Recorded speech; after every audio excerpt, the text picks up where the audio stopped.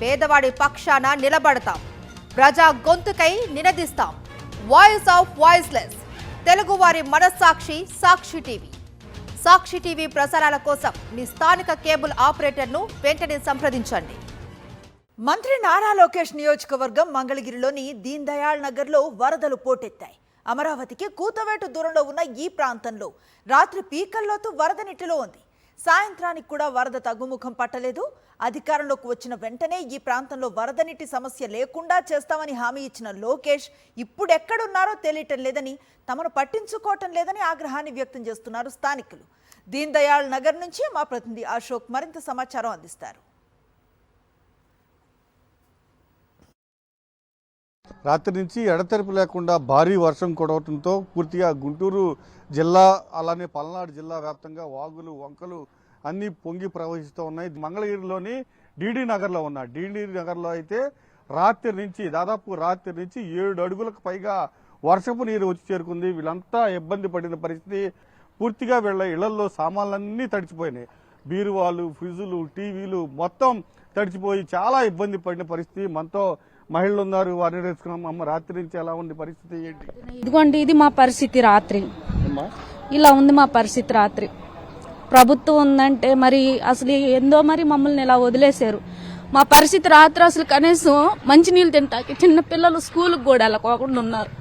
ఈ రోడ్డు అంతా మునిగిపోయి పిల్లలు జల్లలు అంతా అసలు రాత్రి ఎవరికి నిద్ర లేదు. ఉందంటే చిన్ని పిల్లలు రేకుల షెడ్లు అసలు చిన్నగా అన్నీ మునిగిపోయినాయండి. ఇదిగోండి, అసలు ఏమీ లేదు ఇంట్లో. పరిస్థితి అలా ఉంది. అసలు అంత ఘోరంగా వాటర్ అసలు అంత ఎత్తు ఉన్నా గానీ వాటర్ వచ్చేసినాయి. ఎంత మేర వచ్చినాయి వాటర్ రోడ్డుకి? నైట్ 6 అడుగులు ఎత్తు వచ్చింది సార్. ఇక్కడ దాకా వచ్చినాయి నాకు ఈ రోడ్డు మీద నీళ్లు. పీకల లోతున వచ్చినాయి. రాత్రి పీకల లోతుగా వచ్చినాయి, ఇక్కడ దాకా వచ్చినాయి. కనీసం మంచినీళ్ళు తాగటానికి కూడా మాకు నైట్ అసలు ఇది లేదు.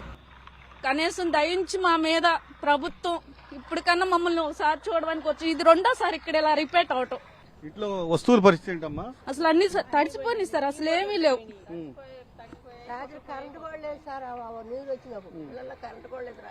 బియ్యంతో సహా తడిచిపోయినాయమ్మా? బియ్యంతో సహా సార్. ఇంట్లో రండి, బియ్యం కూడా తీసుకొస్తాను నేను. బియ్యంతో సహా తడిచిపోయినాయి. 1 గంట కరెంట్ లేదు. ఈ దాకుండా నీళ్ళు వదిలిపెడితే అంత ఊరడ కొట్టుకొని వెళ్ళిపోవటమే మేము. ఇప్పుడు కనీసం పంపుల్లో నీళ్లు తాగుదాని కూడా ఇటు వస్తున్నాయి నీళ్లు. ఆ పిల్లలు కాగబెట్టి, నేను నీళ్లు ఉంటే కాగబెట్టి మాకు కాసిన ఎత్తుంది. అవి కూడా నీళ్లు కాగబెట్టి నేను మా అబ్బాయి బాత్రూమ్ లో కూర్చున్నాము తెల్లారులు. అక్కడ కూర్చుంటే ఆ సందులో పాము వచ్చేసింది. అమ్మో, అక్కడ పాము వచ్చిందని బయటకు వస్తారు. ఆ కుర్చీలు వేసుకుని అట్టాగే నీళ్ళలోనే కూర్చొని ఉంటే అట్ట కూడా పెద్ద పాము వచ్చింది. ఇంకా చాలా భయపడ్డామండి. మీ పరిస్థితి ఎట్లా ఉందమ్మా? అర్ధరాత్రి పిల్లలను కూడా తీసుకొని వేరే ఇంటికి వెళ్ళామండి. ఇప్పుడు ఏదో ఒకటి చెయ్యాలి. మీరు రాత్రి నడవడానికి కూడా లేదు కదా? రాత్రి అసలు నడవడానికి కూడా లేదు. ఎట్లా వెళ్ళారు బయటికి పిల్లల్ని వేరే వాళ్ళ భుజాలు వేసుకొని తీసుకొని వెళ్ళారు. మమ్మల్ని కూడా ఇక్కడి వరకు పీకల లోతుల వరకు నీళ్లు వచ్చేసినాయి. అధికారులు వస్తున్నారా? అధికారులు ఎవరు రాలేదండి. ఇంతబట్టికి ఎవరు పట్టించుకోలేదు, రాలేదు. వస్తున్నారు కానీ అక్కడ పైన మట్టికి ఉంటే మళ్ళీ వెళ్ళిపోతున్నారు. బియ్యం గాని, మంచాలు గాని, ఫ్రిడ్జ్లు గాని, కూలర్లు గాని అన్ని పోయినాయి. ఏమీ లేవు.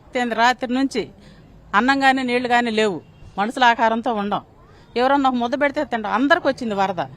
ఎవరో ఒక తల్లి వండి పెడితే తిన్నాం ఒక ముద్ద. అంతేగాని ఎవరు వచ్చింది లేదు, ఎవరు చేసింది లేదు. ఇప్పుడు అసలు ఎవరూ రాల పొద్దుటి నుంచి. కనీసం ఏదన్నా పులిహారం పొట్లాలన్నీ ఇస్తారని ఎదురు చూసాం. లేదు, అది కూడా లేదు. మంచినీళ్ళు లేవు ముందు తాగడానికి. ఎటు పోయి తెచ్చుకుంటాం? ఎక్కడ తెచ్చుకుంటాం?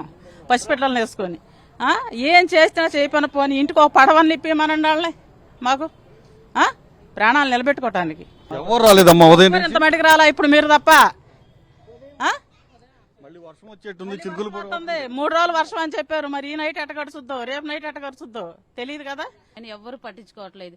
నీళ్లు పోయే దారి చూడట్లేదు. మాకు ఇది ఒక్క సహాయం చేయండి, నీళ్లు పోయే దారి చూడండి. ముందు మాకు ఇది ఒక్క సహాయం చేస్తే చాలు. మాకు ఏ నిత్యావసర సరుకులు అయిపోయినా పర్వాలేదు, తినడానికి తిండి నీళ్లు అయిపోయినా పర్వాలేదు. పోయిన సంవత్సరం కరెక్ట్ గా ఇదే టైంలో లోకేష్ గారు వచ్చారు. అమ్మ మేము రాగానే ఫస్ట్ మీకేనమ్మా చేసేదని కూడా మాట ఇచ్చి హామీ ఇచ్చేళ్ళారు సార్. ఫోటోలతో సహా, ఆయన మాట్లాడిన మాటలతో సహా అన్ని ప్రూఫ్లు ఉన్నాయి. మరి సంవత్సరం వచ్చింది, ఇప్పుడు వరకు ఏమీ లేదు సార్. మాకు ముందు ఈ రోడ్డు కావాలి, పిల్లలు వెళ్ళటానికి లేదు, ఏమీ లేదని చెప్పని బాధపడుతున్నాము. ఉదయం నుంచి ఎవరు ఈ నీళ్లు తొలగించిన పరిస్థితి లేదు. అధికారులు వస్తున్నారు, జాతీయ రహదారిపైన నుంచుని తొంగి చూసి ఫోటోలు తీసుకుని వెళ్ళిపోతున్నారు.